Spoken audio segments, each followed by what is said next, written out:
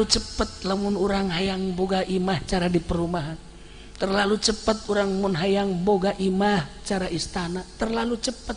Lain eta imah urang mah engke sabada kiamat. Cak raja bener oge pan edan tapi kieu nasehatana. Sia mawa aing ka kuburan deuk naon tuh balol kieu maksudna. Ieu teh tadi jero kuburan. Ieu teh istana. Kuburan kadeuleuna tapi istana. Ngaco sia bahlul. Iya tuh lain bahlul teu gaco mah. Cak raja puyeng aing jeung sia. Maksudna naon? Ieu teh kuburan kadeuleuna tapi ternyata istana ieu teh. Coba jelaskeun. Kangjeng Rasul di Madinah katinggalin nama makom tapi horeng jadi istana. Para sahabat Sina Abu Bakar, Umar, Utsman, Ali kadeuleuna mah di kuburan luhurna, di jero nama jadi istana. Para aulia Allah Tuan Syekh Abdul Qadir Al-Jailani, Ibnu Athaillah, Imam Qusyairi jeung berbagai wali-wali Allah, Imam Syafi'i, Hambali, Hanafi, Maliki katinggalin nama kuburan tapi di jero nama istana. Allahumma ya rafi'ad darajat, Allahumma ya rafi'ad darajat, Allah. Assalamualaikum warahmatullahi wabarakatuh.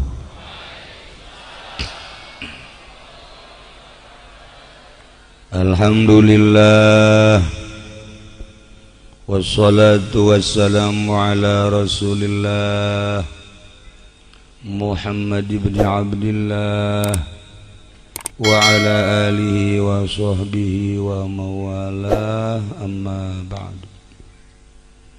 Faqala ta'ala fil Qur'anil Karim wa huwa asdaqul qailin. A'udzu billahi minasy syaithanir rajim wa dzakir fa inna dzikra tanfa'ul mu'minin.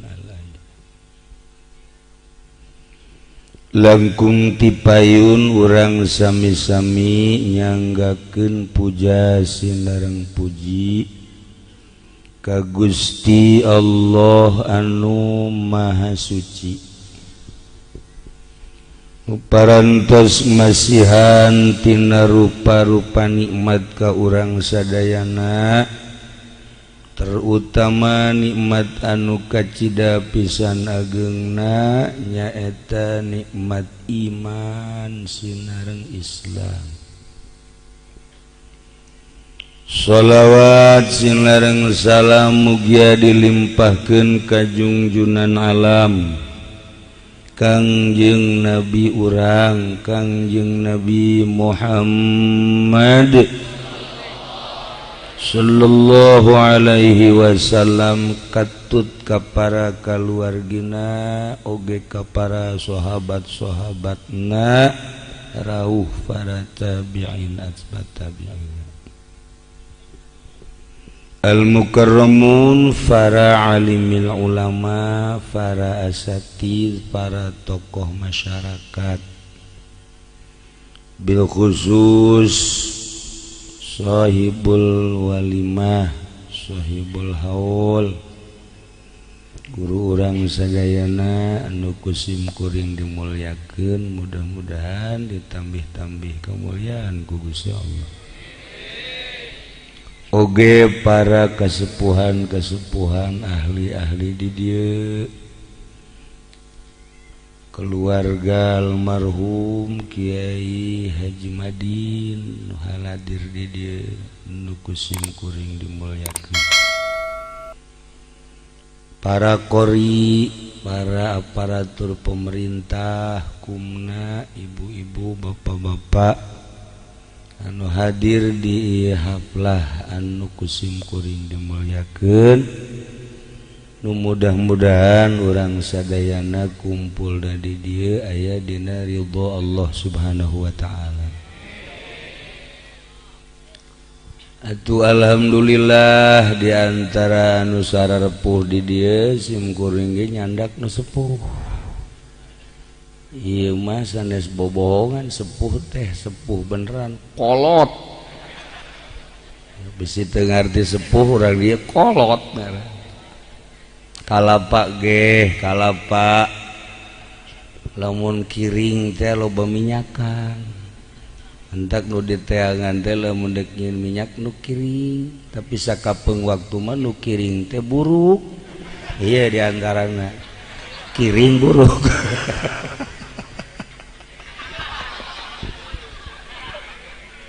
aduh kalayan inayah ti Gusti Allah alhamdulillah wengi ieu sakumaha nu parantos direncanakeun si goreng mah wala hampir poho sekolot meureun jadi sok loba poho tadi ge nikahkeun teh sugan hiji horeng dua tas Jumat teh poho poho nikahkeun mah masalah asal ulah poho nikah bae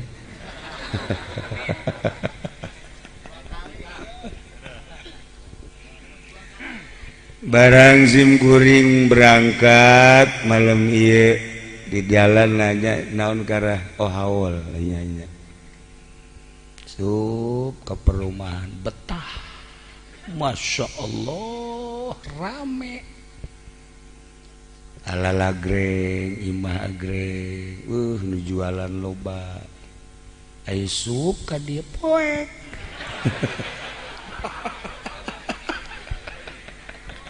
ya Karim Masya Allah tapi teu ngomong si kuring terus ngobrol betah jeung keluarga di dieu keluarga almarhum Ki Madin sim kuring rerecangan sareng almarhum Ki Jazuli di ajengan Encun baheula Sukabumi walaupun sakedap anjeunna keluar teu lami sim kuring mah lebet terus teh ngobrol mana pondokna ieu cenah tah oh di luhur bae ngagedebregan sugan teh beurit orang santri di luhur ya Allah ya Rabb doana cenah nyeun pondok teh insyaallah kula nunjuk ka ditu itu pondok saha itu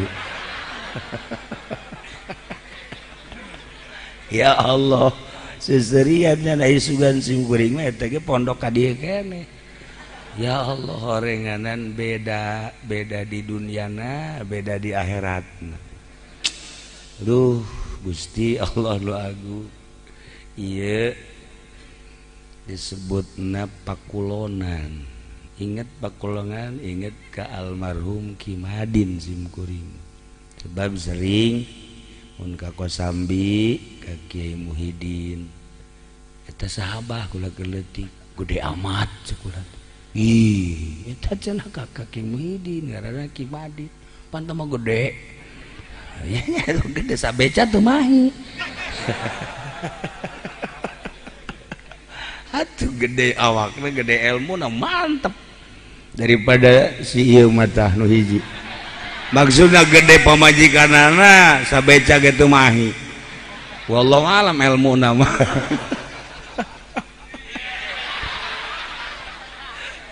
ya Allah ya Rabb haju lantaran atuh sim kuring mah nyahona ka dieu teh pakulonan bahasana Sunda atuh sim kuring ge Sunda ngan ari urang dieu mah lemes bahasa Sundana ai sim kuring mah kasar di itu pasar Kemis mah terkenal kasarna ai di dieu mah lemes mun ka tai kotok tai hayam lamun ka daging kotok nya nama daging kotok tibalik eta urang pakulonan mah bloon atuh tibalik sok geura ge urang teh ku pakulonan mah tah cenah ka anakna ceng susu teh tai hayam tah oh tai hayam ai tadi dahar jeung naon jeung daging kotok atuh ai di Bandung mah lain kitu atuh ari ka taina tai kotok ari ka dagingna daging hayam eta meujeuna bagus atuh di dieu mah ari ka kebo geulis ai ka jelema tah perbedaan bahasa wae urang mah bahasana badegdog kasar masalah nu penting hatena lemes daripada gelis sopan tapi hatena masya Allah leuwih teuas batan batu nomor resepan ka jelema kasar bahasana tapi aduh hatena masya Allah daripada di Bandung gelis sopan hatena teuas cirina urang dieu mah lemes hatena teh dicandung ge nurut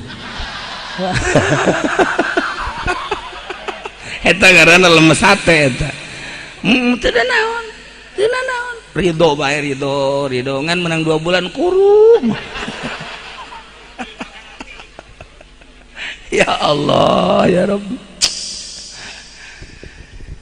kaduana sim kuring mah sebenarnya mah ieu diundang ceramah teh tara ieu nu ngundang Bandung Ciamis Tasik jeung saantero henteu terus ya nu ngundang dan teu ari lain ka anu wauh tur kainget kitu lembur eta kitu ge teu sakali ngondangna sakali 2 kali ku embung tapi lamun diundang ku parawan sakali jadi iyalah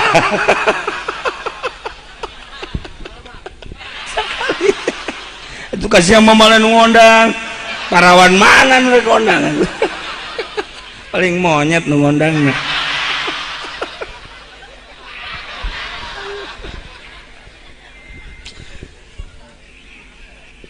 para jamaah kaum muslimin wal muslimat rahimakumullah.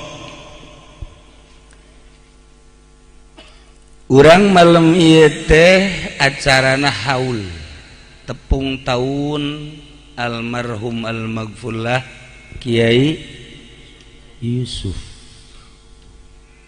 Nu kasabaraha? 8 atau 10? 10. Nah, baraya 18 ya tadi inget 8 namanya orang 19 tahun geus aya di alam kubur alam barzah urang mah kuari masih aya di luhur bumi di dunia kadeleuna sararena kadeleuna cara lenghan padahal mun dibandingkeun jeung almarhum buat teuing senangan di jero kubur senangan manehanana di jero kubur sebab salat henteu puasa henteu ngazakat henteu ngeunaheun kan nikmat istirahat hari ieu kan sampai teu salat bahaya teu puasa komo teu zakat bahaya gede tah lamun hayang ngeunaheun istirahat paeh nikmat tuh ari anu ngarora mah meureun mun ditanya maot teh wajar moal waka ulah waka ieu mah nu kolot bae kira-kira mah haji lamun isuk paeh daek geus kolot teu garepkeun naon deui maksudna naon deui masih embung keneh bae tanu mantak embung ditanya paeh teh lantaran nyana henteu pede henteu percaya diri di jero kuburan bakal senang. Tapi lamun waliullah mah para solihin para jelema-jelema muqarrabin beuh ditanya kumaha lamun maot isukan ulah isukan ayeuna kunaon eta ku percayana diri bahwa di jero kubur teh senang nikmat ngeunaheun bahkan waliullah mah loba anu ngadoa ka Allah Gusti lah ieu mah mendingan beresan bae abdi mah daripada panjang umur tambah dosa maning ayeuna mun sakira-kira ayeuna geus dihampura dosa urang mah can orang pan ngadoa kos kitu can orang mah ya goni agni Gusti bere kasugihan abdi Gusti ngadoa ongkos sugih henteu pan iya karib tuh batur mah paeh teh maot teh diharapkan sebab nikmat kunaon eta ku kayakinan Di jero kubur teh aya naimul qabri, aya kesenangan kubur. Di jero kubur teh aya naimul qabri, kesenangan kubur. Ku yakin-yakinna di jero kubur aya naimul qabri, ahli Allah mah ahli Allah di mana ditanya maut siap biasa. Ai si ieu mah lantaran teu boga kayakinan bakal senang di jero kubur teh. Kayakinanna kan nu hiji deui teh azabul qabri. Di jero kubur teh aya siksa kubur tah. Ketika manehna ditanya, "Daek mengaji pae?" Kehola. Emang kunaon? Aing mah kadinya yakinna. Sebab naon? Sebab ketika pilpres ilu kampanye. Kabere duit ku pamarentah, eta duit eta pan jadina bahaya ka jero beuteung. Moal pede ai kiai onam ieu tangkorakna ieu. Emang duit bener eta kos kitu. Geus teu pede. Dagangnya teh dagang karung pernah dibalikeun deui sa mobil. Kunaon eta? Dioplos. Eta kan berarti tanda-tandanya keyakinanna kana siksa kubur. Ya salat Jumat ge. Salat Jumatnya mah dikhawatirkeun ku ulang remburna. Sebab naon? Atuh asup ka masjid ninggalkeun sendal jepit balik sendal kulit.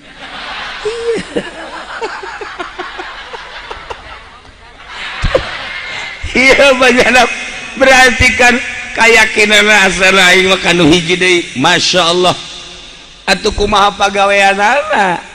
Ja pamarentah teh pamarentah ulah sakelas menteri, ulah sakelas di provinsi, ulah sakelas di kabupaten. Di kelas desa bae, di kelas desa RT mau ditanya, "Saya kira-kira ka surga apa ka neraka?" Ulah ngomong kos kitu. Lain kitu ieu mah keyakinan. Lah, ulah ngomong kos kitu. Emang kurang? Lah, ulah. Teu boga keyakinan. Coba tanya santri, "Sia lamun isuk paeh?" Ya siap. Ji. Santri mau ditanya, "Sia kun isuk paeh?" Siap aing mah. Emang kurang gitu. Aduh deuk naon? Jak kebal ge susah bae aing mah. Lain boga keyakinan aing mah ngaji unggal poe, salat unggal poe, puasa osok, ji ka awewe aing masuk peureum kotok. Oh. Boga keyakinan mantap. Paeh teh ya indah. Masyaallah. Mantap. Aya baheula hiji jelema ulama waliun min auliyaillah Bahlul. Ki Bahlul teh kiai bahkan wali. Geus moal diangkat jadi wali lamun teu pinter. Maknya Allah ngangkat walina bodoh moal bisa.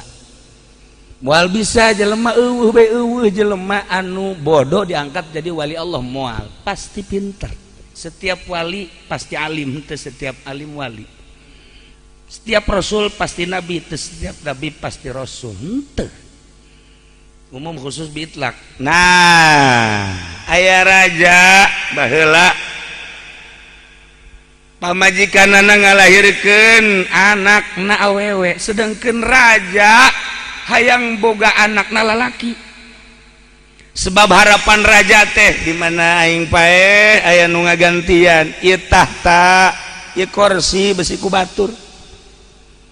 Geus boga harapan teh lalaki anak teh, ai borosot cewek awewe. Duh, cak raja ngalamun sapoe dua poe geus saminggu teu kaluar-luar raja. Ditaranya ku kabehan seputar istana, kunaon tuan raja? Sedih. Asana ieu mah sedih ka bawa paeh jake. Emang kunaon? Harapan putus sebab du diharapkeun boga anak teh lalaki jang penerus kerajaan, tapi ternyata awewe aing mah puyang bingung. Akhirnya kan di kerajaan teh neangan saha nu bisa nganasehatan. Dinasehatan ku biduan-biduan raja teh supaya bunga, ternyata teu bisa. Dinasehatan ku bangsa pelawak-pelawak, tetep eureun mah pusing deui bae.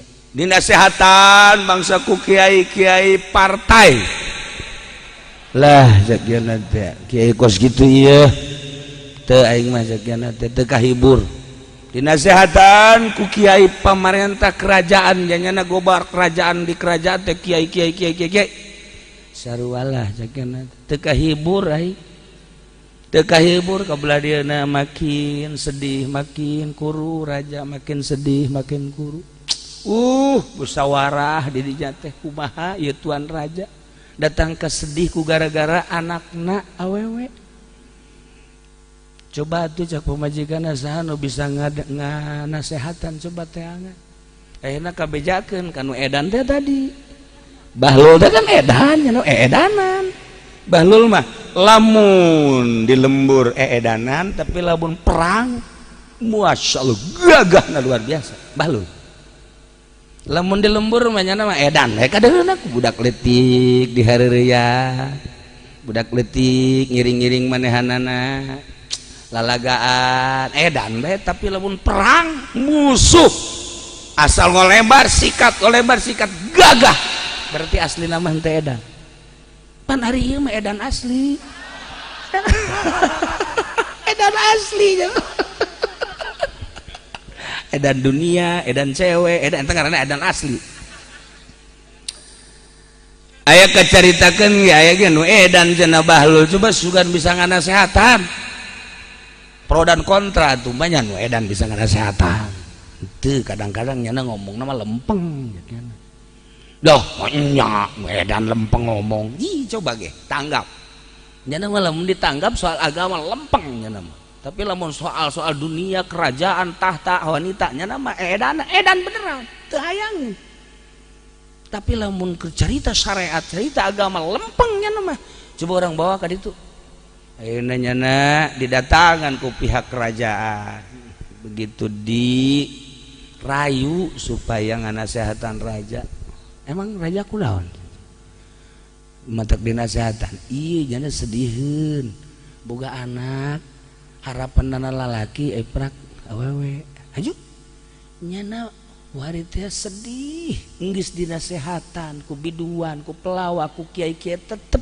teu kanasehatan sugan maneh mah bahlul bisa nganasehatan ya kecil nganasehatan kos gitu mah siap tah bahlul naon kira-kira na kukudangna jika diajak ka imah raja engke lamun bisa kanasehatan naon hadiahna tah justru aing mah ngaharamkeun hadiah ti raja lamun sia boga niatan aing ka ditu haju neuk dibere hadiah moal datang aing mah ka ditu tapi lamun bener aing ka ditu tanpa dibere naon bahkan aing nu kudu mere ka raja embung aing mah dibere ku raja emang kunaon kaganggu awak aing kaganggu hate aing boh ieu siap nganasehatan siap coba tapi sia bahlul lamun sia bisa nganasehatan raja berarti bener sia jelema tapi lamun sia teu bisa nganasehatan raja setengah jelema sia ya tuh kumaha engke bae jakina hayu-hayu sepira nganasehatan ieu ya kiai bararisan nganasehatan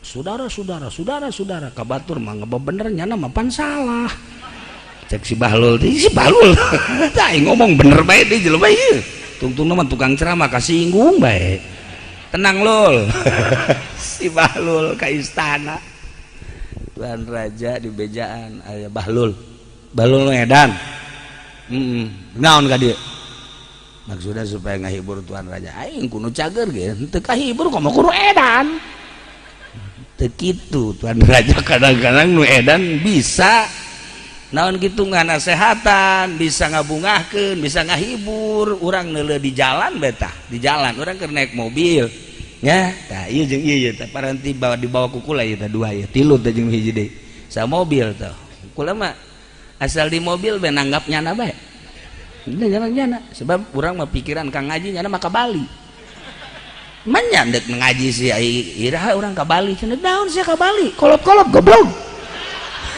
sakjana atuh cenah atuh neuleuh pemandangan mah tolol teh coba dek ngaji nyaritakeun Bali pan ieu bener setengah jelema kan tapi hiburan tak kunaon mah masyaallah aja lamun neuleuh nu edan di jalan teh aya awewe ngora keneh hajut teu make calana nya nama lalaunan cenah mobilna lalaunan dek naon sia teh neuleuh nu edan tapi resep goblok ngaranna lain normal edan kabehan. Nah, ada Tuan Raja ikut gitu bantu coba ka dieu edan. Bawa kupong gawat. Assalamualaikum cek Bahlul. Dicek Raja assalamualaikum bener berarti kan. Edan kan. Waalaikumsalam. Ieu Bahlul mohon cek nanti. Bahlul edan kan leuwih ti edan. Naon leuwih ti edan cek raja-raja geus seuri bae nya leuwih ti edan. Berarti bolona lima raja bolon sia. Tan raja. Tan raja bejana cenah ayeuna keur pusing bae. Musingan naon? Anak lahir harapan lalaki ternyata cewek, ternyata awewe. Emang bingung bete sesuai jeung harapan. Ulah boga pikiran kerajaan, penting hadiah ti Allah. Hadiah ti Allah ge pokona mah aing mah hayang lalaki urusan jadi raja jeung henteu na mah lain masalah, penting lalaki, aing hayang lalaki.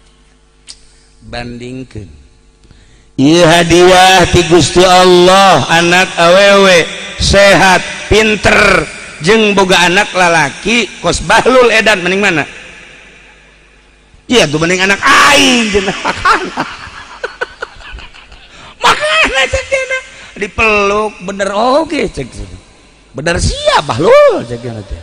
Atuh aing daripada boga anak lalaki kos sia mah atuh mending anak aing awewe waras makana. Aga satu ya bener bunga kabuka tah hatenya na. Oke, untuk setiap boga anak lalaki bunga orang kos si eta mah. Atuh ulah-ulah kos si Bahlul urang boga anak kos si ieu atuh puyeng. Atuh puyeng. Masalahna urang lamun boga anak 12 nurut kabeh titah ngaji daek titah sakola daek dagangna untung bae kan ngeunaheun. Kakolot teu ngalawan komo ka Gusti Allah 12 ge hampang. Coba orang boga anak hiji badung kos ieu. Masya Allah. Puyengeun. Ieu ku ari ge teu geus inget ka bapak emak ieu mah. Teu ingetan nya mah. Makana Tuan Raja kahibur bener cek. Tah nu hese ge mukakeun hate. Pinter tinggal pinter, kiai tinggal kiai teu bisa mukakeun hate mah hese. Tapi jelema sederhana ilmuna tapi bisa mukakeun hate. Ketika dagang terbuka dagangna mukakeun hate ngaranna. Ketika deuk hayang jadi pejabat bisa dibuka trek hatena. Ketika deuk ka Allah bisa mukakeun hate. Tamahal tah jelema kos kitu teh. Dibandingkeun jeung nu pinter hebat tapi hatena teu bisa mukakeun. Ternyata horegana nu bisa mukakeun hate mah ahli Allah. Ahli fikih moal bisa mukakeun hate sakadar mukakeun fikih bae. Ahli alat moal bisa mukakeun hate sakadar bisa mukakeun maca. Ahli bilagah moal bisa mukakeun hate sakadar bisa teh jang sakadar mamantes bae supaya kitu mun bahasa lamun kalakuan jang supaya akur. Nah ieu bilagah. Nah, tapi mukakeun hate ka Allah mah kudu ahli Allah. Nah, iyalah Bahlul. Akhirna Bahlul bisa ngahibur raja ku kaedanana. Berarti kan teu edan nu sabenerna mah. Ku bahasa saeutik Tuan Raja bisa kabuka jeung kahibur. Maka sering Bahlul dipanggil ka istana. Sakadar ngahibur raja bae. Euna Bahlul. Aing alhamdulillah ku gara-gara sia aing kahibur cak Tuan Raja. Coba bere deui aing nasehat. Nasehat daun Tuan Raja. Coba bae nasehatan, ieu nasehatan. Coba supaya terbuka hate. Oh, atuh lain di istana nganasehatan. Di mana atuh? Ayo tuturkeun kula. Ayo. Diajak Tuan Raja dibawa ku Bahlul nasehat. Terus diwiti kota juga pangkampungan, ka perkampungan. Cek Tuan Raja dibawa ka mana aing Bahlul? Hayu bae cenah hayang dinasehatan. Tut ayo brus ka kuburan. Bahlul ai sia da naonan. Ye, nganasehatan mah kudu di dieu. Maksudna kumaha? Ye, Raja. Tuhan Raja terlalu cepat hayang nyieun sorga di dunia. Teu inget sorga di akhirat eta lain tina batu, ternyata tina emas jeung perak batana. Pondasina lain tina batu kali anu ti gunung nan Sindur. Balulnya ke gunung Sindur tolol.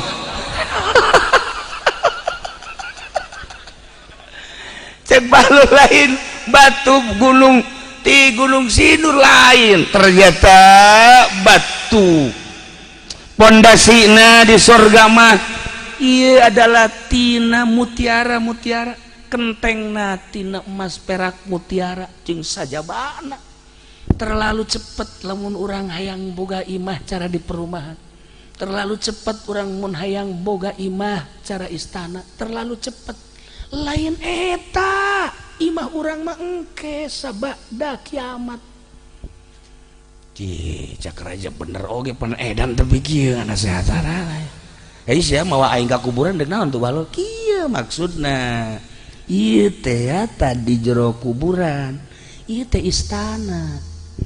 Kuburan kadeuleuna tapi istana. Ngaco sia bahlul. Iya tuh lain bahlul teh gaco mah. Cak Raja puyeng aing jeung sia. Maksudna naon? Ieu teh kuburan kadeuleuna. Tapi ternyata istana ya teh. Coba jelaskan. Kangjeng Rasul di Madinah ketinggalin nama makom tapi horeng jadi istana. Para sahabat Sina Abu Bakar, Umar, Utsman, Ali kadeuleun nama di kuburan luhurna, di jero nama jadi istana. Para aulia Allah Tuan Syekh Abdul Qadir Al-Jailani, Ibnu Athaillah, Imam Qusyairi jeung berbagai wali-wali Allah, Imam Syafi'i, Hambali, Hanafi, Maliki katingali nama kuburan tapi di jero nama istana jeung berbagai ulama-ulama salafus sholihin, ulama terus sampai kiamat kadeuleun nama luhurna kuburan jero nama istana. Lamun lain wali jeung lain ulama tanya ka awak sorangan, Raja kira-kira iya Tuan Raja mun paeh istana apa siksa? Si nyinggung aing. Iya tuh lain bahlul lain gitu bah. Aing mah bahlul sekian aja. Atuh aing mah meureunanan, meureun narakanya.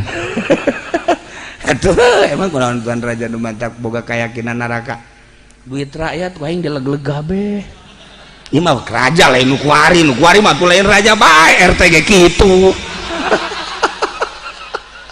Sia teh bahlul. Masya Allah Karim. Omongan anak nyelekitkan hati tapi bener. Bahlul wali Allah edanan, nu kuari mah nu edan wawalian. Dah ieu BG KTP na KH. Ieu KH nya tukang karung KH. Boloon teh si budak. Pajar Kiai Haji horenganan karung hejo.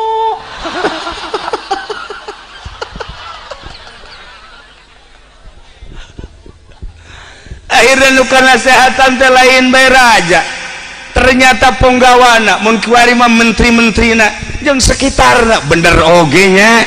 Ucapan bahlul kadeuleuna mah kuburan jero nama meureun istana ahli-ahli Allah mah.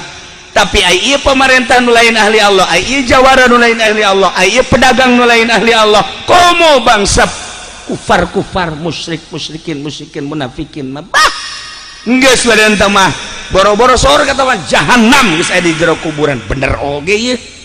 Ulah kafir, ulah munafik, ulah musyrik, urang sebagai mukmin tapi mukmin asin meureunanan urang di jero kuburan siksa. Ciki bahlul ai karasa mah ku sia. Benernya si bahlul ieu. Ai jelema mah edan tapi horenganan hebat. Geus, kuari geus kana kesehatan aing di kuburan di kumaha ge. Balik deui ka istana ka ditu. Deuleuan ku sia istana bakal nyalametkeun teh moal. Deuleuan ku sia tah perumahan imah sakitu agrengna bakal nyalametkeun teh moal. Deuleuan teh ku sia gedung-gedung nu menjulang bakal nyalametkeun teh moal. Urang liwat ka Jakarta tuh hotel masyaallah puluhan tingkat. Urang mah lamun urang lewat ke Jakarta deuleu hotel eta teh saha nu ngeusianana. Kula masuk bau kipireun kitu ja. Ya sieun mah datang ka kiamat ge jeung moal. atuh moal teu jahueun kartuna ge teu jahueun meuli da sabaraha duit janya nama ai ka Jogja bae teh asup ka hotel lain hotel teh mah kos kitu mah anu Masya Allah karim ini Bahlul Muhara Bahlul terus datang ke istana teh guys wari istirahat lah istirahat di Bahlul balik ke imah nya nama cumplang campling kadang-kadang di Bahlul asup ke gunung di gunung aya guha asup ke jero di tarungguan ku jelema loba di luarin guha teh nungguan Bahlul ai keluar teh tiliang kos lain jelema percis penghuni gunung hewan-hewan sebab laut beungeut geus teu kadeuleuh siga beungeut jelema pakaian cumplang campling keluar tiliang gunung nah mun dipandang lain jelema padahal wali Allah subhanahu wa ta'ala Masya Allah loba di Mekah kula caritana ka Mekah jeung Abah sabarakali 2 kali bareng ngobrol di hareupeun masjid tas umroh baheula maja naon garang-garangna pasar seng teh di dinya tas umroh teh urang dariuk bae-bae nyahi ngomong kieu ieu nu karasep macan puguh ahli Allah sia ka kula cek almarhum Abah tuh nu harideung ulang Afrika tuh nu harideung urang Takroni urang Ethiopia tah lobana mah wali nu harideung kos kitu nu urang ijid mantap ieu kan dipake ka ijid ku jelema bawa wali ya iya itu jelema teu resep dengan nyana ieu ieu wali kajen ku kumaha ge walingi mah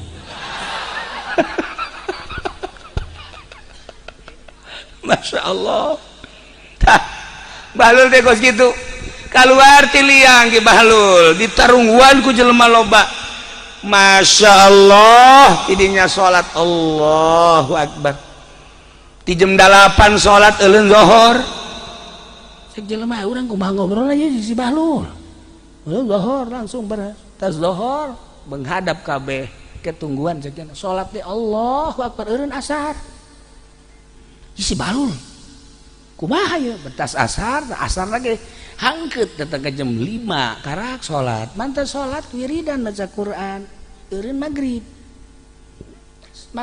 di toel deh kayak Bahlul keheula sakedeung cek cenah Allahu Akbar sholat awabin 20 rakaat datang ka Isya cek anu datang kadinya isi urang nonton sholat nonton sholat mantas Isya sudah teh pada ngobrol deh kayak cara kula boga wiridan heula talar pan nama Quran ai isi malam yakunil kan pohoan ya 5 juta ya lam yakunil hayo ya lam yakunil aing wani mere duit ya kudu percayana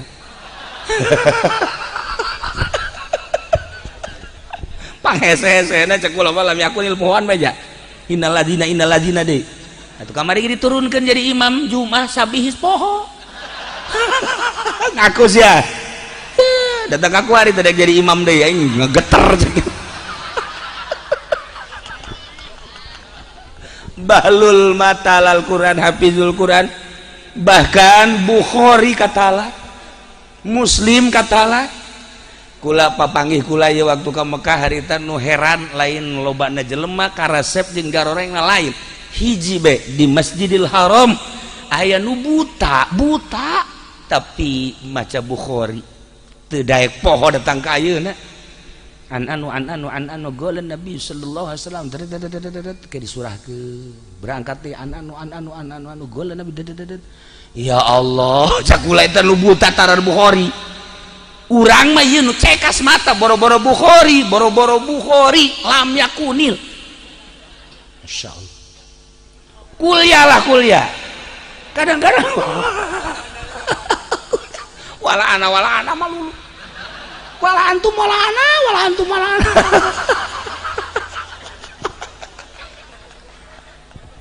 pamangi kula di Mekah saumur hirup encan pernah manggih deui ditongton dideulekeun didengekeun ku kula jeung almarhum Abah Masya Allah cek Abah nu buta talar Bukhari Masya Allah kari mantak hayang ziarah ka Imam Bukhari kungsi ka makam Imam Bukhari ka Uzbekistan orang ziarah ka ditu dihormat ke orang Uzbekistan sebab penemuan yang menemukan makom Imam Bukhari adalah Bung Karno ziarah ka ditu orang lila kula mah di jero teh sebab aya opat tegedep bus setiap bus asup kalau leutik tempat da keluar kula nu mingpin di jadi lila kula mah di jero teh sieu mah hampir teu asup teu meunangeun pajar lain orang Indonesia begitu arasup yang ini jangan ceknya emang kenapa ini orang takroni yang ini lamun kukula tadi betot ba Indonesia hadza sawa-sawa Indonesia cek kula teh sarua oh Indonesia lah hadza wajah takroni juga ada di Uzbekistan mah masyaallah awet gareuli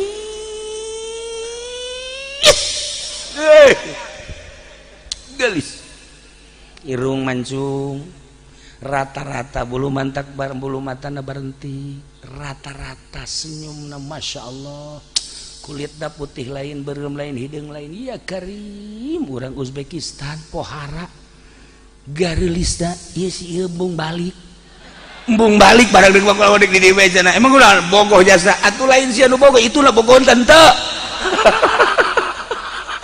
ulah mikiran sia bogoh ka itu nah nya atuh balik sia mantong tapi geulis ge teresep kumaha teresepna teu mikih barodo sementara ieu mah setelah dijajah ku komunis halal hancur ngadengkeun carita anana ceuri kula di ditu kunaon eta hese di ditu mah teu ngisang geulis tapi telok ngisang meper itu cai loba tapi teu digunakeun karena encan dididik meper make batu make tisu jadi tas ngising teh meper set ieu ge ngilu atuh ngilu jasa cara urang ditu ja WC na ge na caian di mana bae ge atuh sarua milu nuturan urang ditu ieu cenah nuturkeun urang dieu set di kantongan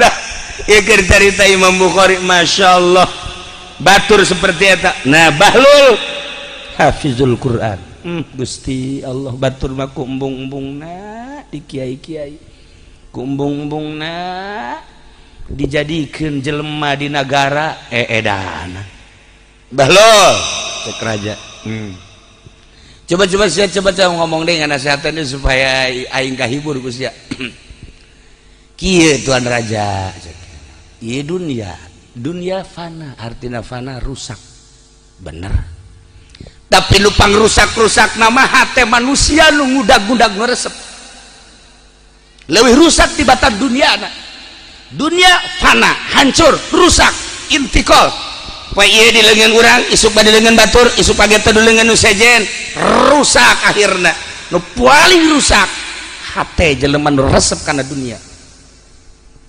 bener oge sia Bahlul ngomong banyalah si edan bisa kos gitu ya kaedanan kula seperti eta aya deui akhirat nu bako akhirat anu langgeng tapi hate jelema anu resep ka akhirat leuwih bako batan surga batan akhirat surga yani akhirat bako tetep langgeng hartina walaupun didamel ku Gusti Allah makhluk eta teh tetapi jang nyadiakeun ahli-ahli Allah nah hate jelema nu resep ka surga leuwih bako leuwih hebat leuwih agreng leuwih istimewa batan surgana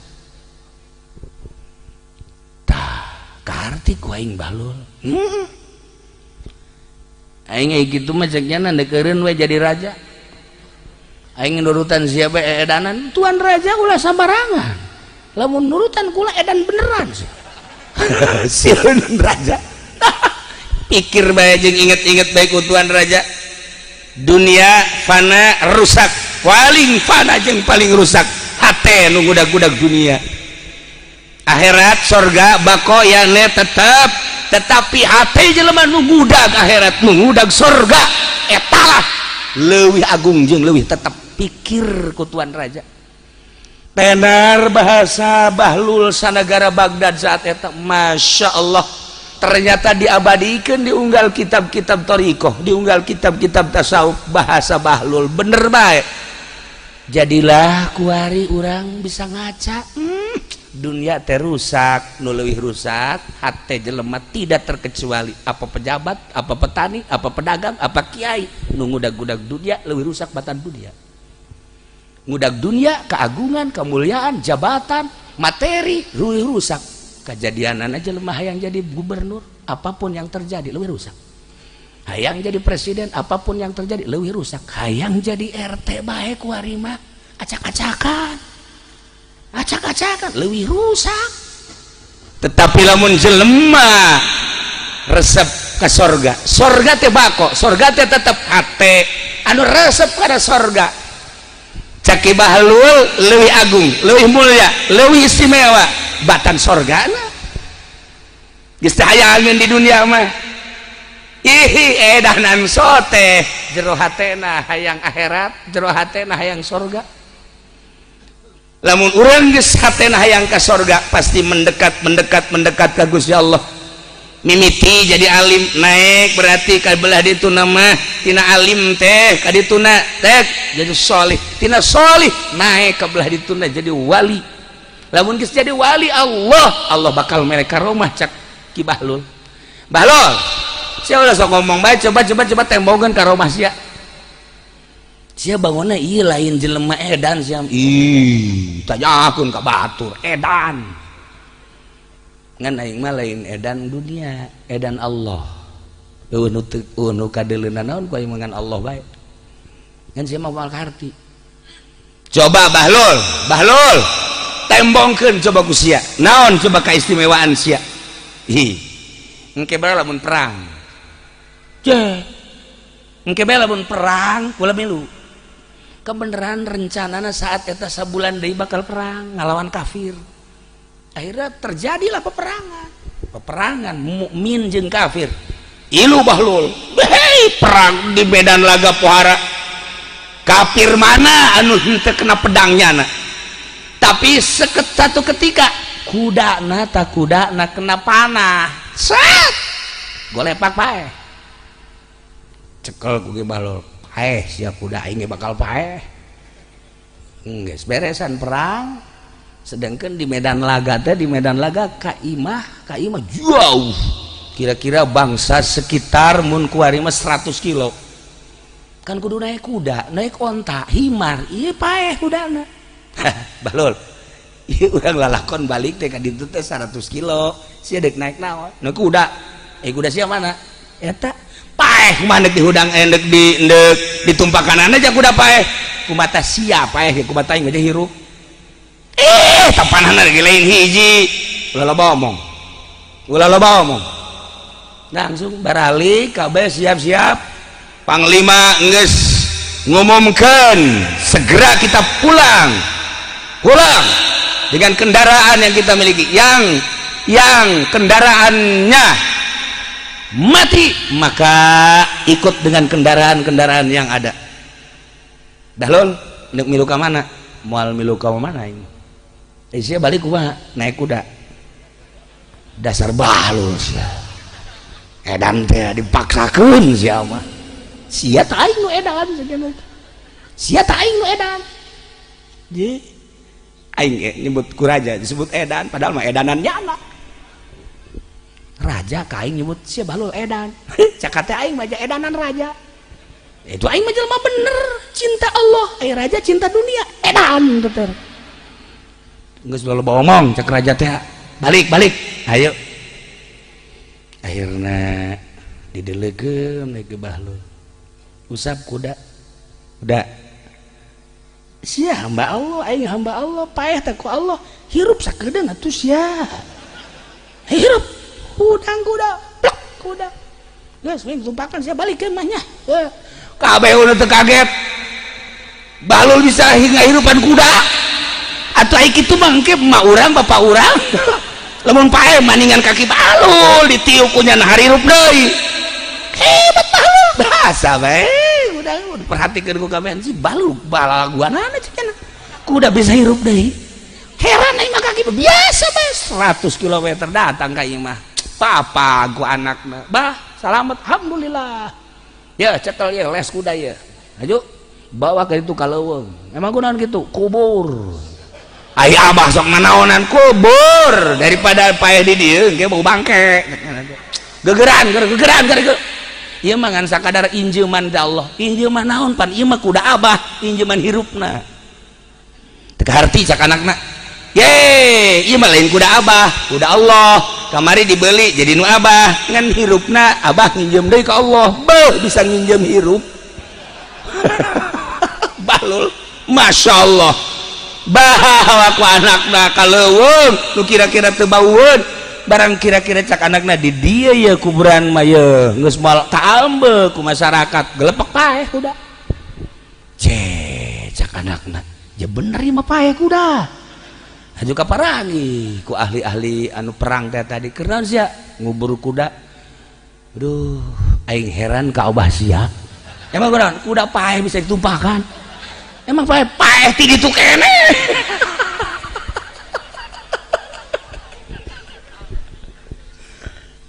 kudaon eta cek bahlul pansia hayang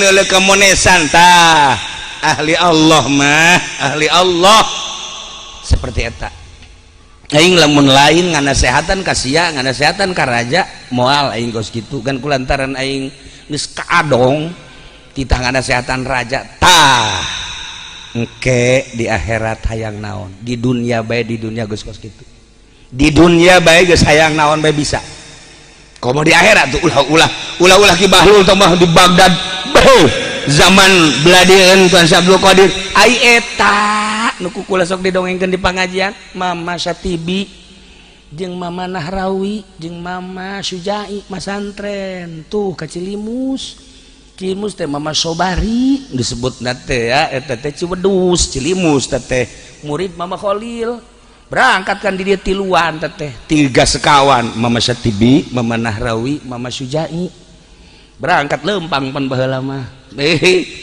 tengah-tengah leuweung ka dieu jauh peuting kira-kira jam 11 aya warung leutik mah hiji didinya mampir korenganan mampir didinya pamajikan nu boga warung paeh maot keur ceurik we iya kunaon Pak pamajikan ninggal atuh ninggal mau licin-cerikan nyamal hirup deui lain kitu ceukna teh atuh teh cerik-cerik acan mah beusi jore bae kabejana yeh macem-macem geus ieu mah santri kan cek tukang warung cek muhun anakna aya di saya ngada wudu orang maca yasin kan tiluan we Mama Syatibi Gentur Mama Nahrawi Kresek Mama Sujai Tasikmalaya langsung maca yasin beres maca yasin tadi lu balik lalagaan weh ieu lamun ditepakeun sok hirup para sok hirup aya tah batak lain leutik-leutik kiai Mama Gentur mah Mama Kresek jeung Mama Sujai beh ditepak naonna tepak ieu coba aku sia tepak ditepakan ku Mama Syatibi plek ieu embun-bunana plek 3 kali hudang atuh si aki-aki je bisa hudang deui atuh hirup deui cenah biasa we kitu hudang deui je tapi ku bacek Mama Kresek tapi lamun ditepakeun sok paeh deui coba 1 kali 2 kali 3 kali gua lepak deh tuh pake lalagaan Mas santren kene geus jara di wali nu mantap teureun-eureun uzara ka Gentur teureun-eureun uzara ka Mama Kresek teureun-eureun uzara lamun lain incuna jara di Muhammadiyah mah disertok harita ku incuna Mama Sujai mah kula jarah kadinya dipertanyakeun harita tahun 80 hiji tahun 82 teu meunang kitab bapana teh diasup-asupkeun ka kolong ditindihan jara di Muhammadiyah ka karak ayeuna we eta kula jarah deui tahun kitu 98 jarah deui kadinya jeung ti Banjar geus diterima salah sahiji incuna nu geus masantren ngalang buana nyieun pasantren ahli sunnah wal jamaah dongengnya alhamdulillah can ayeuna kukula di perangan Muhammadiyah zarah boeungeun makamna geus bagus Mama Sujai lain leutik-leutik jelema anak nama jara di Muhammadiyah atuh sah ai kitu mah mamana luhung anakna boga yayasan can sabaraha tah mah encan sabaraha batur mah jadi Muhammadiyah, jadi Wahabi, jadi Persib.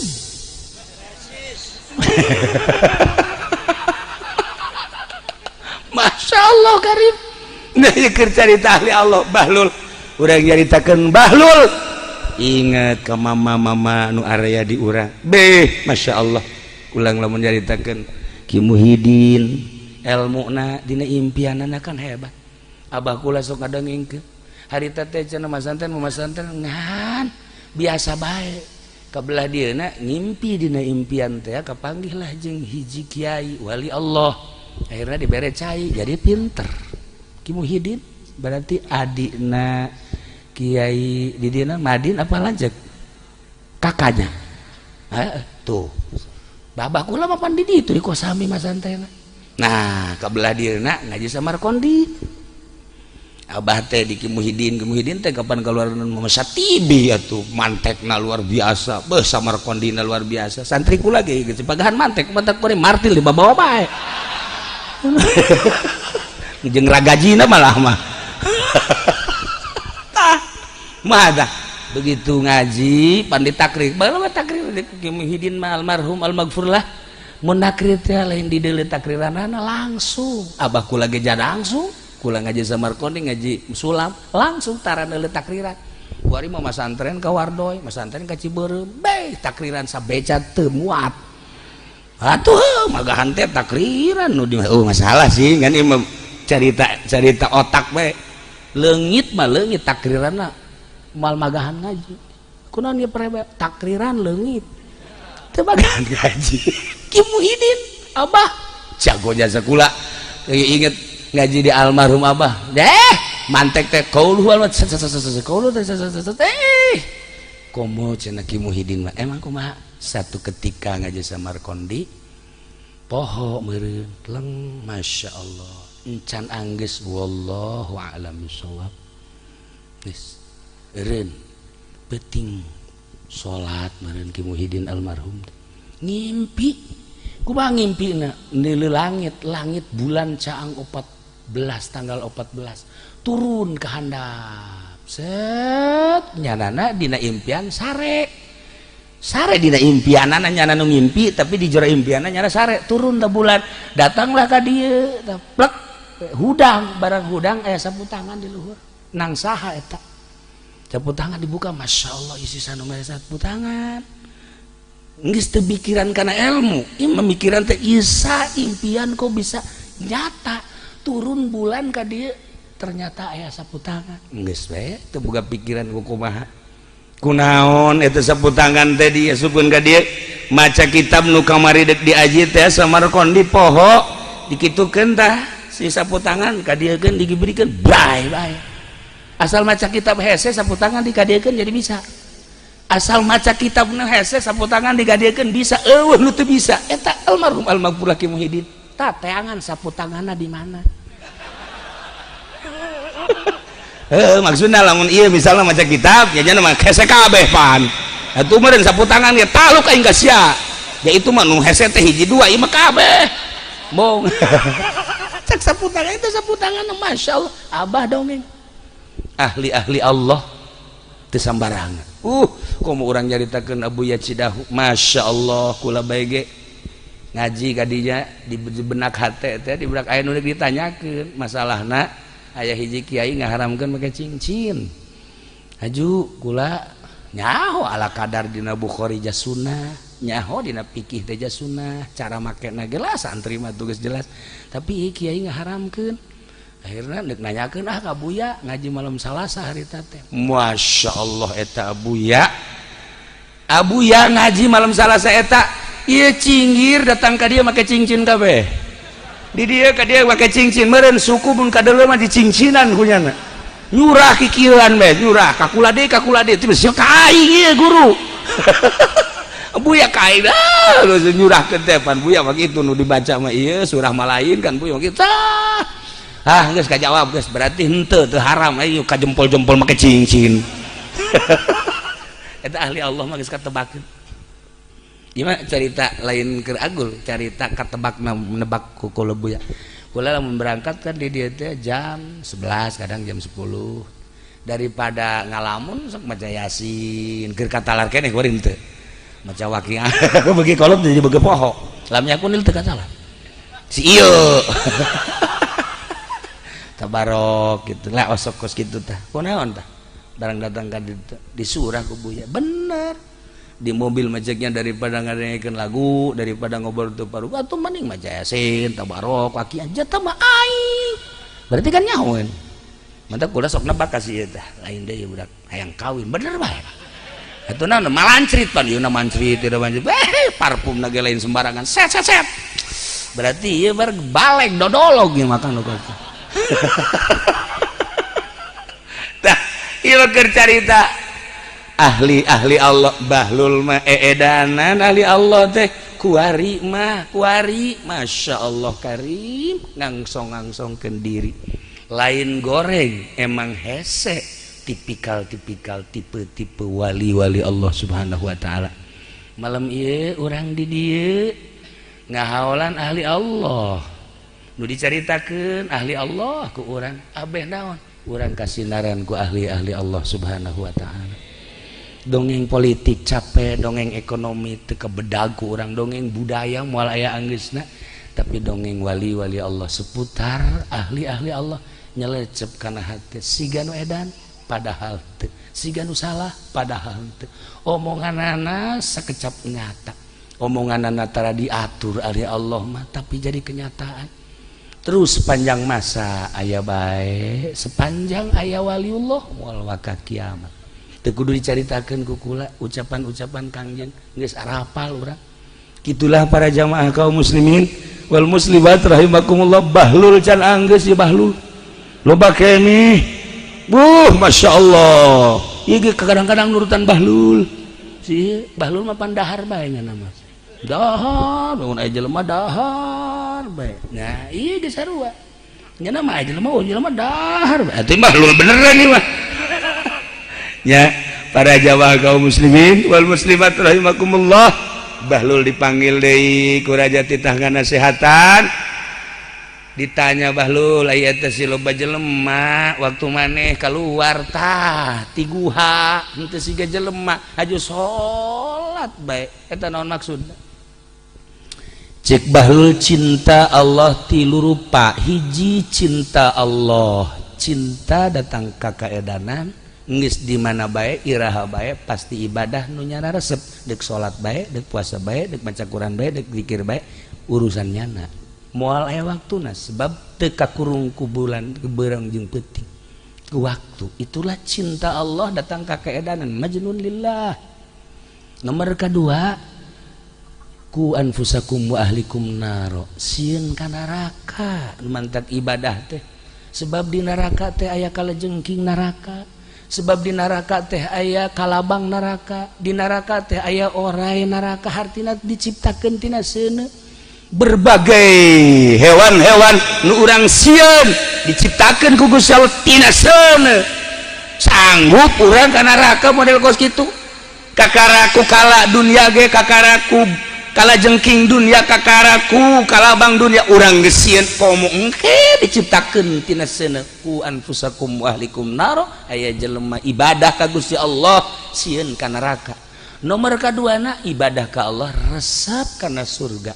Assalamun alaikum bima sabartum fa ni'ma uqbadar cek kibahlul kasalametan keur aranjeun kabeh Assalamun alaikum bima sabartum ku sabar di alam dunia dibere gering sabar jati Allah dibere sehat sabar jati Allah hartina pakai ibadah bae ka Gusti Allah sabar tina maksiat ditinggalkeun sabar dina taat terus bae bima sabartum fa ni'ma uqbadar surga pang bagus tilu rupa bae sakitu hirup mata cinta ka Allah teh nomor kahiji cinta ka Allah majnun lillah eta geus hese caritakeunana nomor kadua cinta ka Allah teh sieun kana narakana nomor katilu ibadah ka Allah cinta ka Allah resep kana sorgana pilih ku tuan raja deuk nomor hiji deuk nomor dua deuk nomor tilu akur nah nu mantap kiai-kiai peuting hararudak eta teh naon mungkin resep ka sorga mungkin sieun ka neraka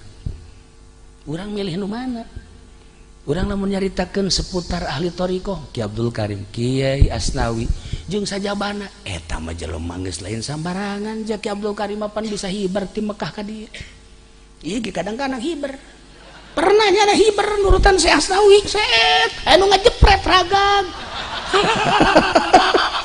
Mantak lamun ieu da dibuka pitak loba di dieu. Urutkeun. Tah, eta bagus teu caritakeun, mantak Maulana Hasanuddin di ziarahan. Atuh pan lain sambarangan jelema, itu Syekh Syarif Hidayatullah wali sanga. Eta mah anu majnun lillah, dongeng nangis maraklum.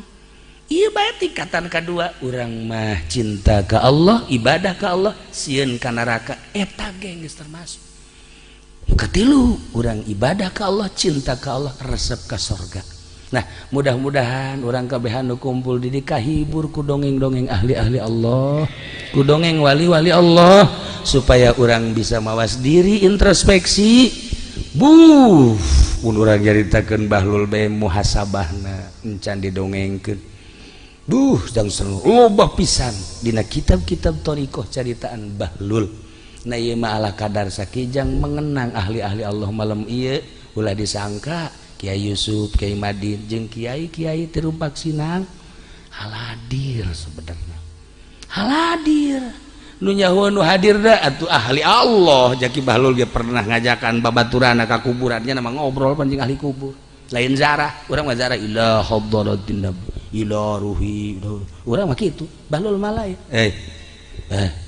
kumaha kabarna baik-baik saja jadi ngobrol jeung ahli kubur teh ngobrol kumaha kabarna si anu kumaha kabarna si anu nyahoan masyaallah karim ahli Allah manta Ki Hairun abah kula putra abah kula putra naon kara kirom likirom putra Ki Hairun mah liwat bae ka hiji lembur eureun aya ahli teluh di dieu kajian kumaha ge kaambe teangan kunyana sia boga ilmu teluh henteu ngaku sia piceun ilmu teluh sia ih henteu cara kumaha sumpah ulah make sumpah-sumpah sia dilaknat ku Gusti Allah.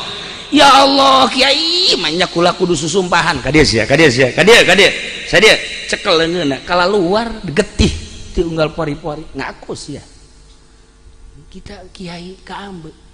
Tuh, si ge, iya, mun liwat kalembur bangun aya jahe deui. Wah, kaambeuh wae. Makan SMS aja geus aya di goblok sieun mah. Masyaallah, ieu mah ahli jurig berarti kan. Lah ieu lah. Urang lamun nyaritakeun ahli Allah, tergugah hate urang. Beuh komo nyaritakeun Baghdad Tuan Syekh Abdul Qadir bisa ngahudangkeun, bisa ngahirupkeun hayam teh ya. Ulah ki bahlul ulah ki Tuan Syekh Abdul Qadir nu sejen bararisa kula lamun nyaritakeun aya babna saha wali nu bisa ngahudang-hudang ngahirup-hirup nu pararaeh boh manuk boh hayam boh kuda boh wah eta kitab da pohara begitu dibacaan Masya Allah karim. Ieulah tipikal ahli-ahli Allah subhanahu wa ta'ala. Kumaha sih hayang jadi kos kitu beuteung dijaga ulah sok ngadahar duit ti polisi gitu lah emang gua gitu lamun urang ngadahar duit di polisi engkena urang teh di jero beteungna aya nu maen priwit dan lain-lain sebagainya lah geus arapal ieu sakadar hati-hati bae komo di akhir zaman capek teu kudu wiridan sebenarnya ngajagaan tina eta bae ge insyaallah urang boga ilmu hayang manfaat teu kudu wirid naon teu kudu ngajagaan kadaharan ulah ngadahar duit nu kos sekarang itu insyaallah capek pas kitu teh capek Masya Allah karim nu urang mun nyaritakeun kiai ulama nu mantak hararebat hebat teh lain bisa hiber lain bisa napak sancak hebat teh manfaat ilmuna ngajaga kadaharana komo kiai proposal mah nanaonan nanaonan teu salah ngan teu jadi ahli Allah teu salah ngan sakadar neangan ilmu jadilah ahli ilmu ilmiah atau bagus ya mah keur carita ahli Allah pan lain deui gitulah para jamaah kaum muslimin wal muslimat rahimakumullah urang doakeun almarhum almaghfurah mudah-mudahan dihampura sakabeh dosana mudah-mudahan dilegakeun jeung dicaangkeun kuburanana keluargana mudah-mudahan dibere kuat neruskeun sepak terjang almarhum almarhumlah sehingga bersinar sanajan deket pasantren batur. Oh masalah itu udah pasantren keneh, pasantren gering zahir batin mah. Dah iyalah para jamaah kaum muslimin wal muslimat rahimakumullah, mudah-mudahan dibere naimul qabri ku Gusti Allah.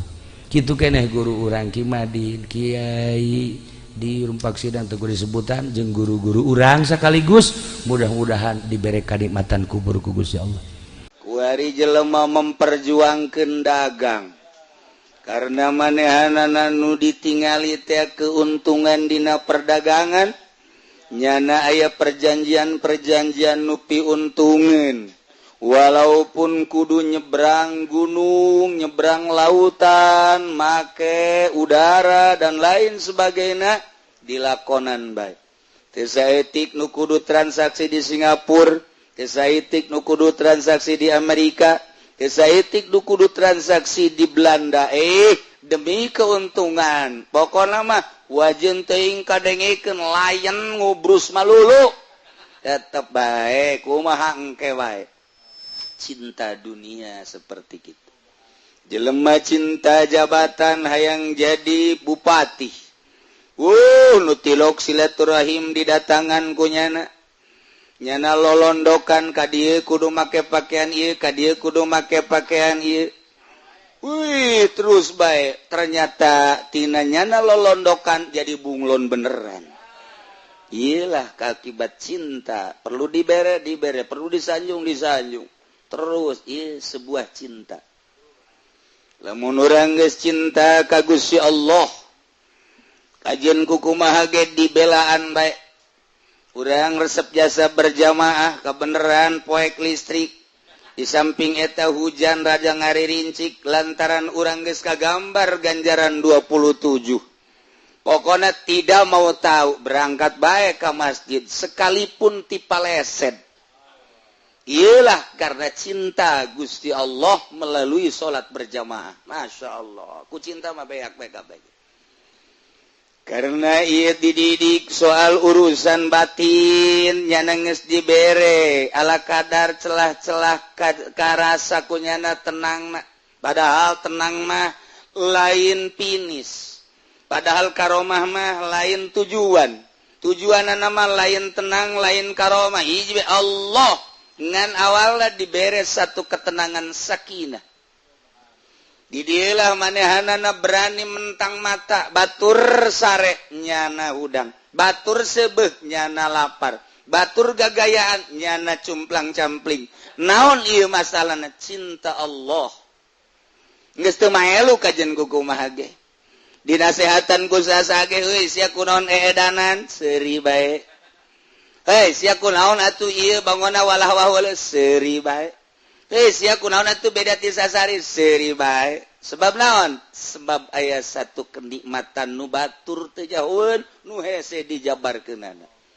Percis kos jelema mimiti kawin jeung nu geulis dipegateun kawin deui jeung nu geulis pegateun deui kawin deui jeung nu moah pohara jasa dipegateun deui. Celek kawin jeung nu jore. Masyaallah tetep bae adem ayem. Kabeh ngomong sia kunaon ieu pamajikan kahiji kadua katilu kaopat garulis dipegat-pegateun ari ieu sia mani terus bae ada satu kenikmatan. Aduh hiji tilok marah, kadua ngusapanana pohara, belana ka aing luar biasa. Ngagairahkeunana jeung nganasehateunana. Ya pokona mah soal rupa mah kos kitu. Pokoknya jangan dilihat rupanya tapi isine widih. Ya rupanya ora pira. Waduh, tapi apem me waduh. Siapa ka apem bayaran. Pugu bararasi ta apem.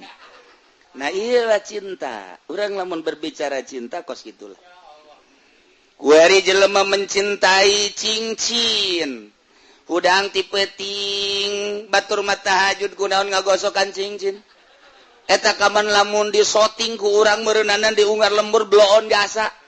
Ngagosokan cincin tengah peting ku goblok-goblok deui. Mun pake maca Quran atuh. Tapi tetep bae cinta cincin. Masya Allah. disorot tuh. Oh pohara diluhur disorot dihandap disorot padahal gitu-gitu kene bolon budak dibebenjokeun ku nu leuleumpangan dirocincin digulak digelik digulak digilak digulak di wow cek geus aya seteran. Ya cerita cinta wanita, cinta dunia, cinta cincin, cinta kendaraan, cinta jabatan, bebeakan. Kitu kene cinta Allah mesti loba nu dikorbankeun. Nah, ieu mah kan ngaji rasa. Nu mantak dididikna lalaunan ku guru thariqah teu bisa sakaligus. Anu langsung sakaligus tamat mah sugro kubra. Wah, tuh beres tah bagus. Fotokopi bae ku sia. Meuli ka ditu ka meranggen aya buku-bukuna bacaan ku sia mentem sepeleng bisa. Tapi dididik yeula didele langkah-langkahna didele kekepesanana terhadap dunia dididik dicarekan tingkatkeun ieu kieu kadele mun cara langlayangan mah geus bisa dipaenkeun kudu maenkeunana lantaran ieu langlayangan berat ka buntut teu daek naik kurang buntut dibuntutan berat sabelah ngigir bae berat kabelah dia ngigir bae diopenan talang layangan teh buntutan abeh naik buntutan oh ieu teh miring bae belah dia kurang diraut deui supaya ngeunaheun teng paenkeun ka dieu nurut ya guru terhadap murid seperti kitu. Itulah dididik itu supaya boga rasa bahwanyana didelekeun ku Allah, bahwanyana didengikeun ku Allah, bahwanyana teh dikanyahokeun ku Allah, tak kena boga rasa eta tah. Pan urang ge ngaji mah geus nyaho, malah didengung-dengungkeun disapekar wujud kidambako mukhalafatun lil hawadisi.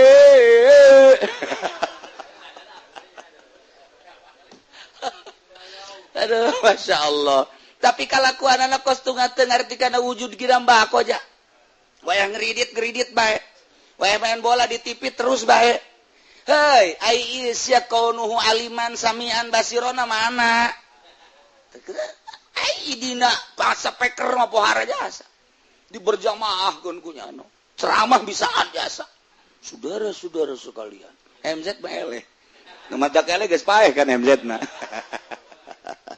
Tapi kalakuan kos adu teu ngarti, lawan tak teu boga rasa. Ieu mah dek dididik rasa supaya ngeunah anu luar biasa maca Quran teh nikmat, zikir teh ngeunah, maca sholawat teh nikmat, ngeunaheun tafakur teh geunaheun. Sakumaha tadi urang salat Allahu Akbar. Kemudian ayat tah kuari reungit. Urang lamun teu ngarti bahwa urang keur jeung Allah eleh kuda mah sesepak war cakna mah teu batal. Tapi kulantaran urang ngaji tauhid aing nangtung nang Allah reungit ge hiber nang Allah. Ketika reungit jocok ka aing nocokna eta meunang Allah. Geus bae nafsu aing teh embungeun digegel reungit ngan aing keur dicoba ku Gusti Allah. Baik-baik besi aya reungit meureunanan ieu reungit teu boga parab di mamana meureun parabnyana teh kudu di aing. Nangatur Allah meureunnanan nyana supaya sebeuheun di aing nyanggakeun sadaya-daya Gusti abdi mah keur ka Gusti lain salat tungtungna mah ngobrol jeung reungit. Eta mah jam penjabaran. Matak ieu mah rasa hese dijabarkeunana. Ketika orang salat Allahu Akbar panas cik watek urang mah embung jasa hareudang teh. Jahayangna mah tiis ngahiliwir tapi dibere panas. Perangan ku urang. Ye. Cak watek teh ieu mah watek ngan aing keur merangan watek deuk jeung Allah aing mah. Mulai roh ngomong cak roh teh sia mah hayang ngeunahan bae, hayang tempat anu sejuk, dahar hayang ngeunah beuteung hayang sebecak roh atuh eta mah urusanna zahir aing tirok di urusan ku sia kiraha aing di urusan ku sia aing teh hayang maca Quran aing teh hayang nyaho ka harti Quran aing teh hayang nyaho kana rahasia Quran ku sia teu pernah diparaban aing nu diparaban teh zahir malulu ribut roh jeung awak gitulah thariqah ketika terus urang ngadidik roh bakal ngomong ke awak ketika awak urang lapar dahar cakroh tuh sia deui bae dahar ketika hees tuh cakroh sia deui bae hees aing mah can diparaban-paraban ketika dur zohor urang hees tuh bagian aing mah hees deui bae cakroh iraha sia atuh mere dahar ka aing goblok tolol cakroh roge nyarekan ke awak urang nyarekan ke awak urang ketika urang ngaji babarengan reup hees cakroh teh tolol sia deui bae ira deuk beresna tuh geus puguh tunduh sia molor keur ngaji ge hees bae aing deuk ira diparabanana tuh ketika urang maca Quran kakarak menang sayat 2 ayat haji bae sadaqallahul azim goblok cakroh tolol sia deui bae asal kajen kumaha ge coba ta sadaqallah naon ge bener bae ngopi tuh kan cakroh teh ya tuh sia deui bae ai iraha di parabanana roh marah antep cakroh ke di akhirat sia nya dibeulem sia badai geus dibeulem panjeung aing-aingna cakroh teh ya wayahna atuh ieu lah thariqah dibulak dibalik ngeuweuhkeun watek tobeat urang dikaallahkeun supaya leles sakumaha halang layangan dipaenkeun ka mana belah dieuna ku guru maksudna belah dituna ku Allah ketika datang instruksi ti Allah persis ka Sayyidina Abu Bakar Siddiq radhiyallahu anhu Abu Bakar Siddiq cak Abu Jahal Abu Bakar siap percaya gitu kana lamunan Muhammad kana sihir Muhammad gitu kunaon kamari mah Muhammad masih wajar-wajar kene kuari mah Muhammad bejana mantas di Palestina cenah naik ka luhur lagi ka Sidratul Muntaha ya siap percaya leuwih ti eta percaya Abu Bakar Siddiq iyalah iman anu luar biasa bandingkan jeung urang titah ulah ngridit masih ngridit lah ku guru ge teu kanyahoan ieu tolol teh coba ku guru ge teu kanyahoan ai Allah lah Allah mah gaib ieu tuh bolot dek datang ke mana ya orang ibadah iyalah diperlukan thariqah teh diperlukan saat jelema teh ikhlaskeun melalui thariqah teh diperlukan saat jelema takabur datangkeun thariqah teh diperlukan ketika manehna hubud dunya datangkeun thariqah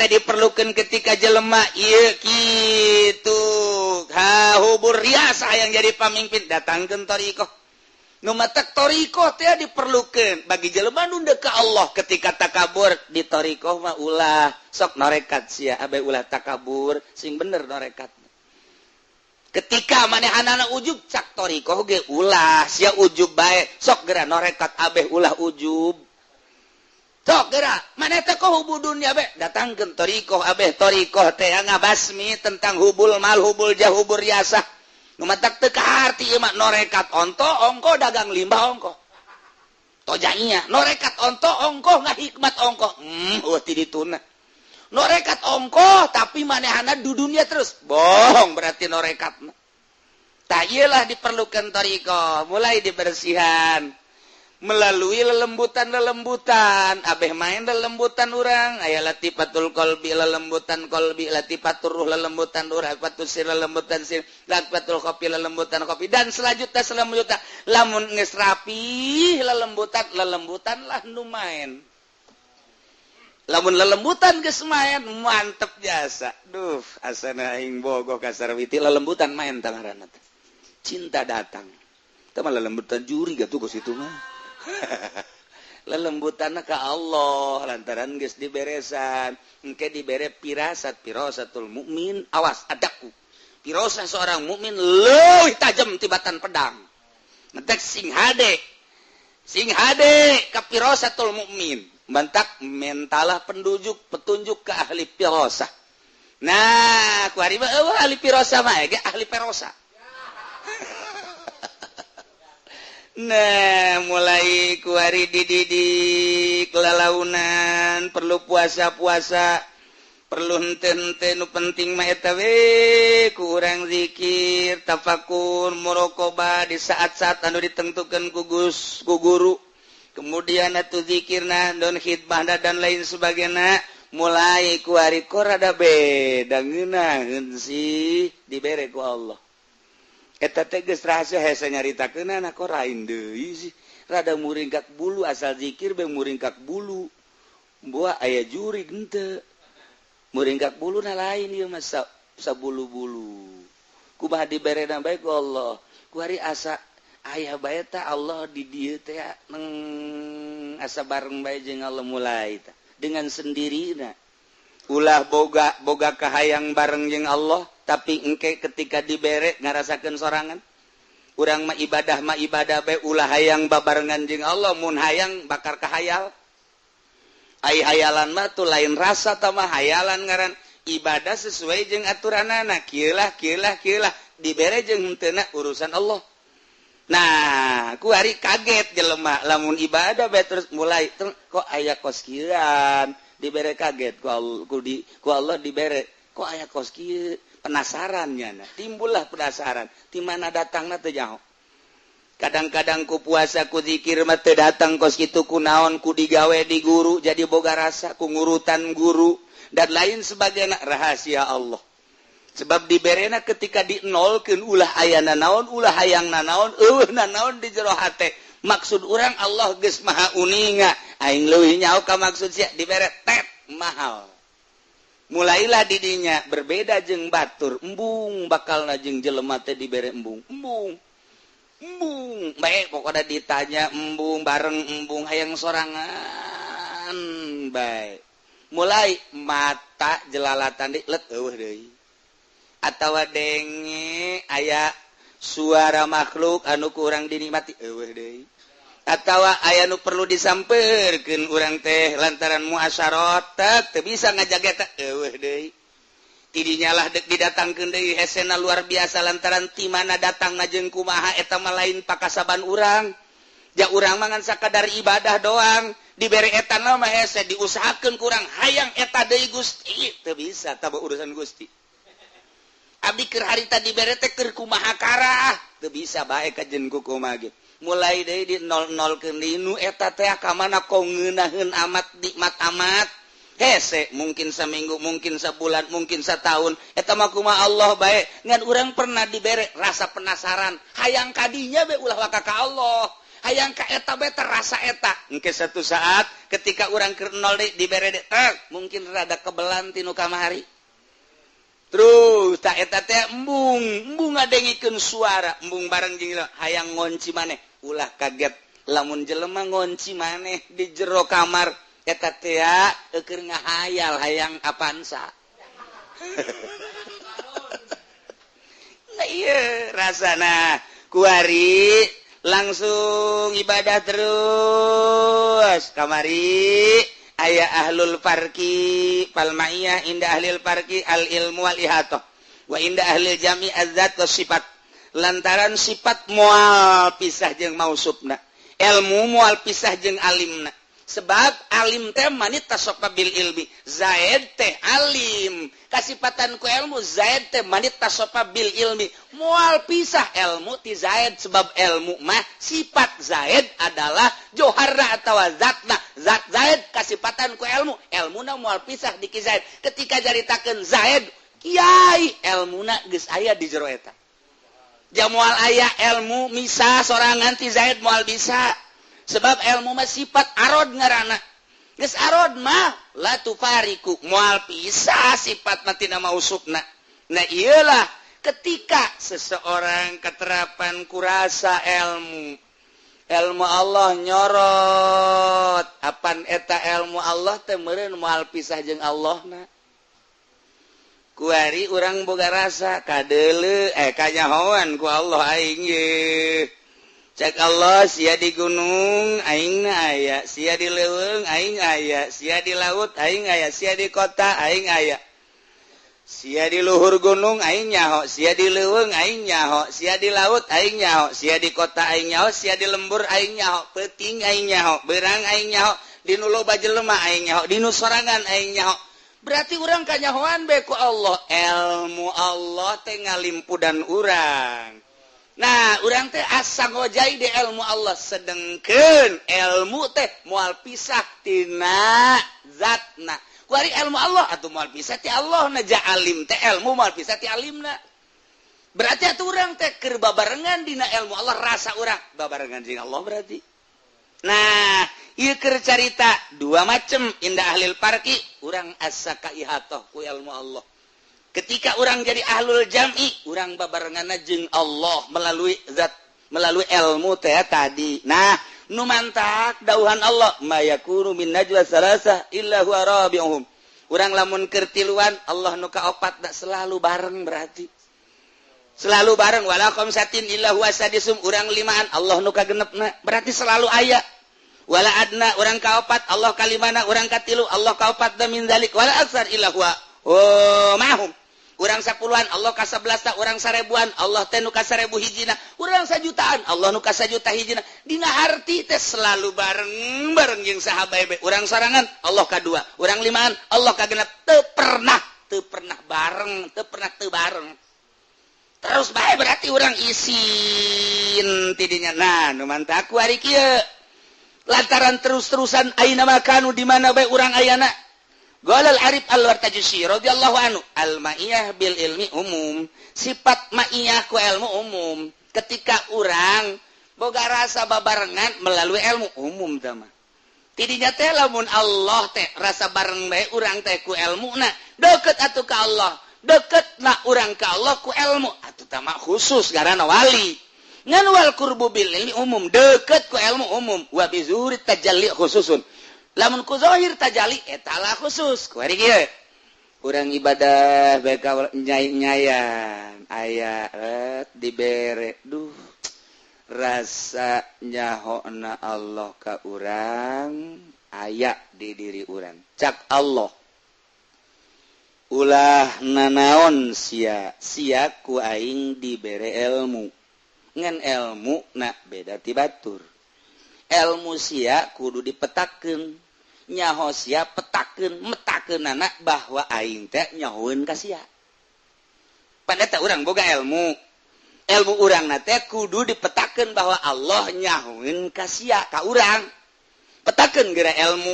Tak ilmu sia petakeun bahwa Allah teh nyahoeun ka urang. Ilmuna ilmu Allah, urang dibere ilmu, kanyahona urang teh bahwa Allah nyahoeun ka urang, eta teh anu Allah. Atuh urang mah teu daya teu upaya teu boga nanaon. Asana puyeng cenah kieu. Emang sia mah puyeng bae. Perhatikeun. Urang bodoh ka Allah, kuari dibere teu ilmu. Bahwa Allah teh nyahoeun eta ilmu urang teh dibere ku Allah. Allah teh nyahoeun ka urang nang di Allah. Eta teh leutik duka kitu mah umum tah mah. Umum tah mah. Kuari kieu aing mere ilmu ka sia, mere nyaho bahwa Allah teh nyahoeun ka sia. Beuki luhur tuh. Tadi maka karak ge aing mere ilmu ka sia, geus. Kuari urang boga rasa ku ilmu urang bahwa Allah teh nyahoeun. Dibere kuari ku Allah ditambahan ilmu sia teh petakeun bahwa Allah teh nyahoeun ka sia. Pan eta kudu bake ilmu. Tah eta ilmu nu eta ge tu nu kahiji nu kadua enang ti Allah. Tah eta bae dihayal ku rasa. Kuari ku kos kitu doang mah tak ku kuari kus kitu doang mah eta mah umum asal urang ngaji tauhid kebal aya ner-neran. Tapi wa bizuhuri tajalli khususun. Ketika terus bae ilmu urang teh nganyahokeun bahwa Allah teh nyahona Allah ka urang teh maka ilmu-ilmuna bahwa Allah nyaho ka urang teh eta menang ti Allah. Geus urang teh leupas tina ilmu henteu di aku, ilmu eta teh danu Allah. Setit catungtung ilmu eta di aku, eta teh hijab pengakuan urang antara urang jeung Allah moal zahir-zahir Allah. Lepaskeun geura orang dibere ilmu ku Allah ilmu eta teh jangan nyahokeun bahwa Allah teh nyahoeun ka urang ta eta ilmu eta teh nu Allah ketika eta ilmu di aku eta hijab ka Allah mual aya tajalli ka jadi gau sebab di aku satungtung urang ngaku berarti eta halang nu mantak lamun aya kiai ya tah budak so amat sia nyaho alpiah ge panti aing kiai jauh ka Allah siang geus so amat pan sia nyaho Johar Makmun nyaho mantek teh ngaji ti saya guruna ye sia nyaho kalip bengkok teh ti aing di aku kumanehanana hijab jauh jasa jeung Allah kana jan nyana jadi kiai sia bisa baca Fathul Muin ingat menang di saha ieu guru sia ieu bere berkat atuh aing hormat atuh kusiapan aing teh guru sia tidak bisa maca Fathul Muin jadi bisa gara-gara aing tah eta teh ilmu ti aing eta lah hijab antara dirina jeung Allah pikir bagos kitu bae nu mentek lamun jelema teu norekat wow make di radio di televisi di orbitkeun hadirilah pengajian kilatan di pondok pesantren Asupendia orang di jero dagang karung. Nah eta teh kos kitu teh bagus cek ahli tarekat mah henteu sebab aya sebuah pengakuan jauh ka Gusti Allah sanajan cek syariat mah masalah untuk syiar ngan di akhirat jauh nyawa jadi boga ganjarannya henteu hadirilah pengajian alfiah Fathul Muin dan lain sebagainya bulan puasa sampai tanggal 20 dengan uang mitah 5 juta eta mah kiai dagang ilmu syiar dikaradiokeun dikatelevisikeun di selembaran dan lain sebagainya salah henteu demi syiar cak ahli thariqah salah moal meunang ganjaran sebab aya sebuah pengakuan hijab antara dirina jeung Allah tuh banyak berbagai tingkatan-tingkatan nah kuari marasa ya we Allah teh melalui ilmu ti kelekep teh ilmu Allah ya aing benta dibentakeun ku Allah nyahoeun aing peureum dipereumkeun ku Allah nyahoeun aing udang diudangkeun ku berarti Allah nyahoeun aduh aing teh tikelekep dina ilmu Allah persis sakumaha urang kitu di laut urang silem di laut kahareup ka tukang kagigir kabeh cai laut kaluhur ka handap cai laut ieu ge urang tikelekep dina ilmu Allah kahareup ka tukang kagigir kaluhur ka handap ilmu Allah tikelekep dina ilmu Allah ambalayah keneh tah nu kos kitu mah loba keneh ya Allah eta ge geus hese jasa sih ulah nganggap ngambalayah ulah ieu mah keur carita nu ka Allah loba tah nu kitu mah menteknya nama beuki sieun bae ka Allah tititang ngredit ngabiri gidig kita asup ka Golkar embung sakumaha deuk ka seuneu sieun ka Allah